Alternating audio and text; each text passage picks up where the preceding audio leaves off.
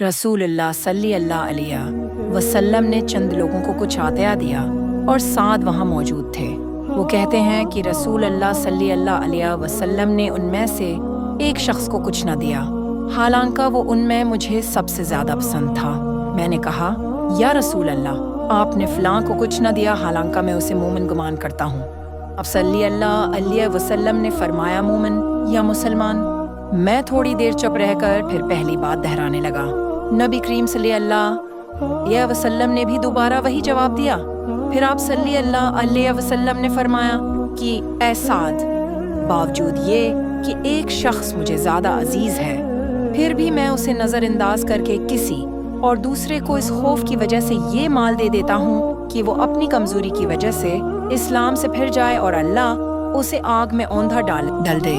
इस हदीस को यूनुस, सालेह, मामर और जहरी के भतीजे अब्दुल्लाह ने जहरी से रिवायत किया। आमार ने कहा कि जिसने 3 चीज़ों को जमा कर लिया उसने सारा ईमान हासिल कर लिया। अपने नफ्स से इंसाफ करना, सलाम को आलम में फैलाना और तंग दस्ती के बावजूद अल्लाह की राह में खर्च करना। एक आदमी ने रसूल अल्लाह सल्लल्लाहु अलैहि वसल्लम से पूछा, कौन सा इस्लाम बेहतर है? आप सल्लल्लाहु अलैहि वसल्लम ने फरमाया कि तो खाना खुलाए और हर शख्स को सलाम करे, ख्वाह उसको तो जानता हो या ना जानता हो। इस बारे में वो हदीथ जिसे अबू साइद खदरी रजी अल्लाह अन्ना ने नबी करीम सल्लल्लाहु अलैहि वसल्लम से रिवायत किया है।